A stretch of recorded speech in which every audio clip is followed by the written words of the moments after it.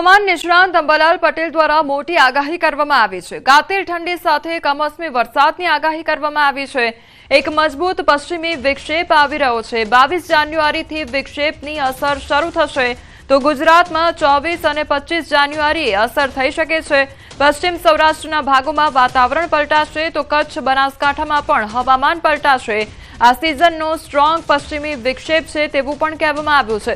ઉત્તર ભારતમાં હિમવર્ષાની શક્યતાઓ સેવાઈ રહી છે તો રાજસ્થાનના ભાગો ઉત્તર ભારતના ભાગોમાં હિમવર્ષા થવાની શક્યતા પણ વ્યક્ત કરવામાં આવી છે।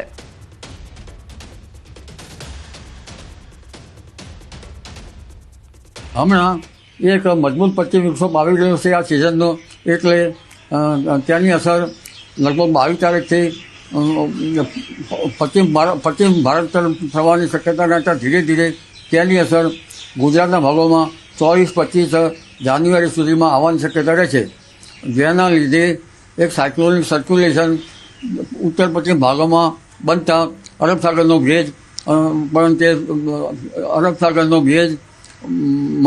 મર્જ થશે પશ્ચિમ વિક્ષેપમાં। બંગાળ ઉપસાગરનો પણ કંઈક ભેજ આવવાની શક્યતા રહેશે, એટલે અરબ સાગરના ભેજના લીધે ગુજરાતનું હવામાન પણ પડતો આવશે।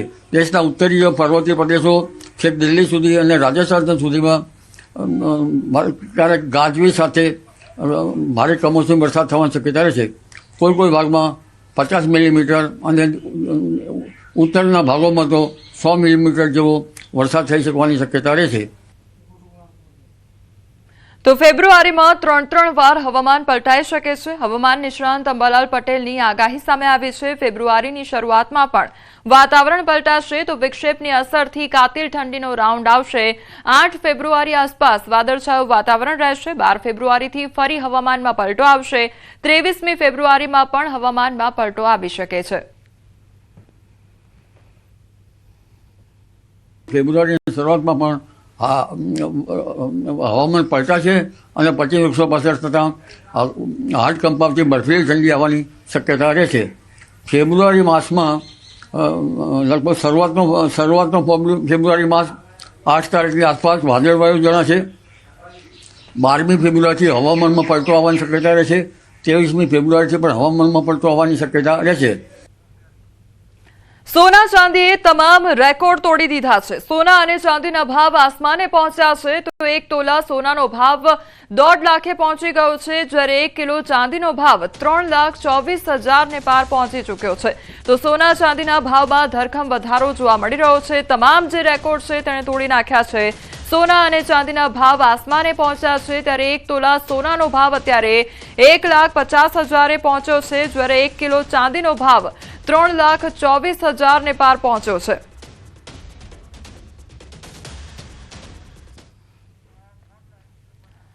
સંવાદદાતા દીપિકા અમારી સાથે જોડાઈ ગયા છે। દીપિકા, સોના ચાંદીના ભાવમાં ધરખમ વધારો, અત્યારે માર્કેટ પર કયા પ્રકારની અસર જોવા મળી રહી છે?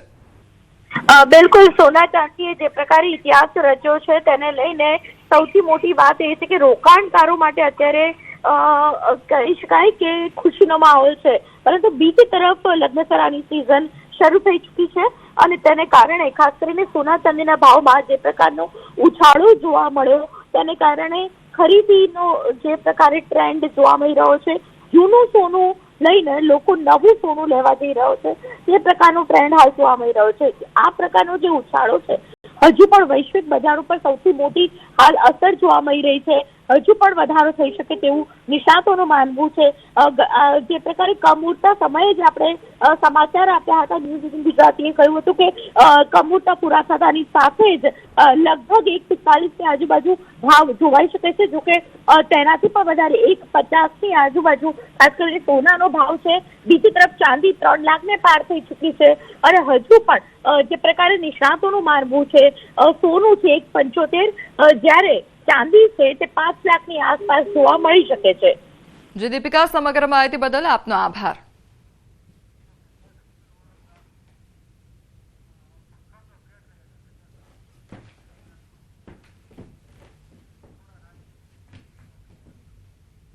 સમાચારોમાં આગળ વધીએ તે પહેલા રોકાઈશું એક બ્રેક માટે।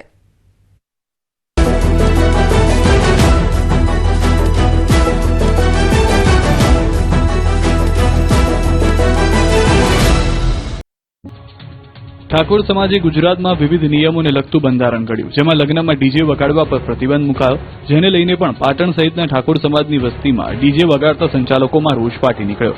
ડીજે વાળાઓનો વ્યવસાય ઠપ થઈ જવાનો ભય સતાવી રહ્યો છે, જેથી પાટણના હંસાપુર ખાતે ડીજે સાઉન્ડ સિસ્ટમને વ્યવસાય સાથે સંકળાયેલા વેપારીઓની બેઠક મળી, જેમાં ઠાકોર સમાજના કોઈ કાર્યક્રમમાં ડીજે નહીં વગાડે તેવો સૂર આલાપ્યો. આ બેઠકમાં ચર્ચાયું કે ડીજે સંચાલકોએ હવે જીવન નિર્વાહ માટે શું કરવું તેવો સવાલ પણ ઉઠ્યો. સાઉન્ડ માલિકોએ આક્ષેપ કર્યો છે કે આ નિર્ણય પાછળ ચોક્કસ રાજકીય એજન્ડા કામ કરી રહ્યા છે, જેના કારણે હજારો પરિવારની રોજીરોટી સંકટમાં મુકાય છે. તેઓએ પ્રશ્ન ઉઠાવ્યો હતો કે શું 5,000 કે 10,000 રૂપિયાના ખર્ચથી કોઈ વ્યક્તિ દેવાદાર બની જાય?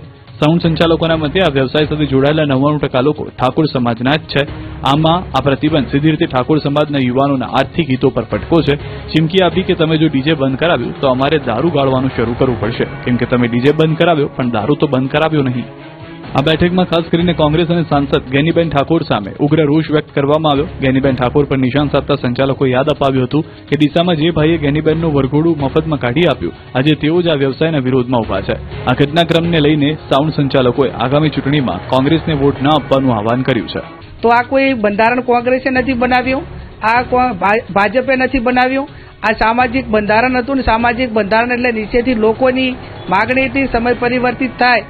ગઈકાલે દરબાર સમાજ, જાગીરદાર સમાજ ઉત્તર ગુજરાતનો ભેગો થયો હતો, તો એમે પણ આ ડીજેનો પહેલો મુદ્દો હતો કે તમામ પ્રસંગોની અંદર જે એમના સામાજિક પ્રસંગો હોય એની અંદર ડીજે ના વગાડવું. 25 તારીખે રબારી સમાજનું છે, તો પછી ડીજે વાળા કઈ મોટી તોપો છે કે અમે ડીજેને બદલે દારૂ વેચશું? તો જે એને સ્ટેટમેન્ટ આપ્યું હોય એ વ્યક્તિની સામે પોલીસે પણ કાર્યવાહી કરવું પડે.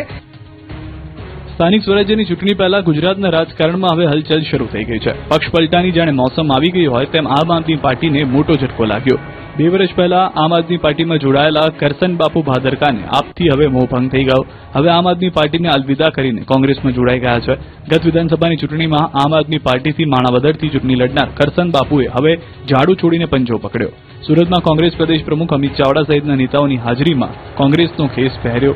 કોંગ્રેસની જન આક્રોશ યાત્રામાં કોંગ્રેસમાં જોડાઈ ભાજપ પર અને આમ આદમી પાર્ટી પર પ્રહાર કર્યા હતા. પ્રાથમિક સુવિધા નહીં મળતા સ્થાનિકોએ રોડ પર ઉતરી વિરોધ પ્રદર્શન કર્યું. લોકોના હલ્લાબોલના દ્રશ્યો છે મોરબીના, જ્યાં માનસધામ 1, 2 અને ત્રિલોકધામ સોસાયટીમાં બિલ્ડરે પ્રાથમિક સુવિધા આપી નથી. આ અંગે અનેકવાર રજૂઆત કરવા છતાં કોઈ કામગીરી ન થતા અંતે બંને સોસાયટીના રહીશો વિફર્યા. રોષે ભરાઈને રોડ પર ઉતરી આવ્યા. બિલ્ડર દ્વારા છેતરપિંડી કરાયા હોવાના આક્ષેપો સાથે રોડ પર બેસી ધરણા કર્યા. રોડ ચક્કાજામ કરતા વાહનોના ખડકલા થઈ ગયા. પીપળી જેત પર રોડ પર બંધ કરી દેવાતા વાહનોની કતાર લાગી. મોટી સંખ્યામાં લોકોએ વિરોધ પ્રદર્શન કરતા ટ્રાફિક જામના દ્રશ્યો સર્જાયા. કલાકો સુધી વાહન ચાલકોને પોતાના જ વાહનોમાં પુરાઈ રહેવું પડ્યું હતું.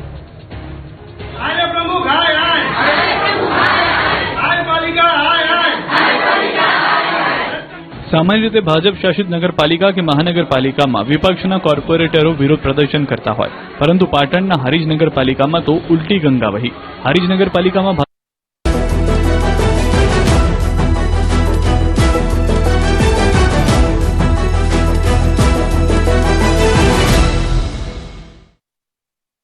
ચૂંટણીમાં અનામત દાખલ કરવામાં આવે ઈડબ્લ્યુએસની કેટેગરી માટે, અને ઝવેરી કમિશનના રિપોર્ટના આધારે જે કંઈ ખામીઓ થઈ છે, જે કંઈ અનામત દાખલ કરવામાં ભૂલો થઈ છે, એ ત્વરિત દૂર કરવામાં આવે. આ બાબતના વાંધાઓ, રજૂઆતો અમે રાજ્ય સરકારને અને જે તે કમિશનને સમયાંતરે આપેલા છે. જો અમારી કોઈ રજૂઆતો સાંભળવામાં નહીં આવે તો મેં કીધું એમ ફરીથી કે સંપૂર્ણ બિન અનામત વર્ગ રાજ્ય સરકારને એનો રાજકીય રીતે પરચો બતાવવા માટે તૈયાર છીએ. કોંગ્રેસે એક માંગણી કરેલી કે ભાઈ જે આ ઝવેરી કમિશનનો રિપોર્ટ છે આપણે જાહેર કરવામાં આવે, જેથી અમે સમજી શકીએ કે આનો અભ્યાસ કઈ રીતે બેઠકો ફાળવવામાં આવી છે.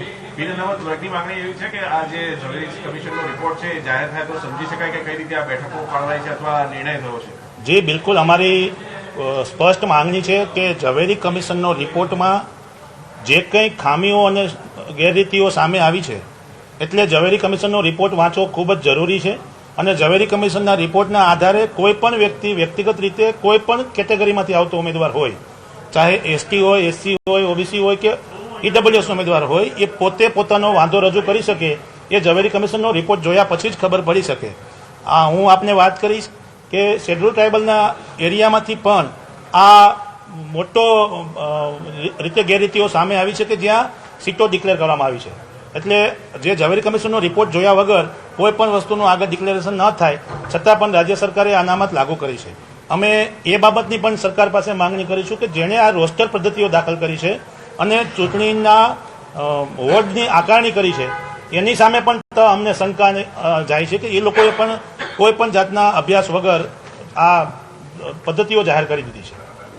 સુપ્રીમ કોર્ટે તો જે કહ્યું તેમાં તો યુનિટ બેઝ રિઝર્વેશનની વાત અમને ફ્લેટ રિઝર્વેશન આપ્યું છે એની સામે કેમ બોલતા નથી કોઈ? કોંગ્રેસે પણ એ વખતે મુદ્દો બનાવ્યો પણ પછી 4 દિવસમાં બંધ થઈ ગયા કોંગ્રેસવાળા પણ એમાં. આ રાજકીય મુદ્દાના બદલે સામાજિક મુદ્દાની વાત કરીએ તો અમે સ્પષ્ટ કહી રહ્યા છીએ કે સુપ્રીમ કોર્ટની ગાઈડલાઇનનું ખૂબ જ મોટા પાયે આમાં અનાદર થયો છે. આડેધડ રિઝર્વેશન અપાયું છે. રોસ્ટર કરતાં પણ મહત્વની બાબત એ છે કે રિઝર્વેશન ઇમ્પેરિકલ ડેટા મુજબ આપવાનું હતું, નહીં કે ફ્લેટ રિઝર્વેશન. અને ફ્લેટ રિઝર્વેશન આપવા સાથે સાથે એને આઈડેન્ટિફાય કરવું જોઈએ કે કયા વોર્ડની અંદર કયા બ્લોકની અંદર કોની કેટલી વસ્તી છે. રિઝર્વેશનનો જે રોસ્ટરનો જે ક્રમાંક નક્કી કરવાનો છે એ ક્રમાંક નક્કી કરવા માટેના પણ ક્રાઇટેરિયામાં ઉલ્લંઘન કરવામાં આવ્યા છે. એટલે પણ એના માટે કારણ કે આ કાયદાકીય વસ્તુ છે અમે યુપીમાં સુપ્રીમ કોર્ટમાં ગયા અને તરત બધું બંધ કરી અહીંયા કોઈ કરો નહીં. મેં મારા પોતાના નામથી ગુજરાત નામદાર હાઈકોર્ટમાં પિટિશન દાખલ કરેલી છે અને ટૂંક સમયની અંદર ઇલેક્શન કમિશનને અમે વાંધા રજૂ કર્યા પછીના સમય મર્યાદાની અંદર અમારે જરૂરિયાત છે તો અમે સુપ્રીમ કોર્ટમાં પણ જવાના છીએ. અને યુપી બેઝ જેમ ઉત્તર પ્રદેશની અંદર વિકાસ અગ્રવાલના કેસમાં જે રાજ્ય સુપ્રીમ કોર્ટે જે ચુકાદો આપ્યો છે એની અમલવારી રાજ્ય સરકાર ગુજરાતમાં પણ થાય એના માટે અમે અપીલ કરવાના છીએ. હવે બંને સમાજો વચ્ચે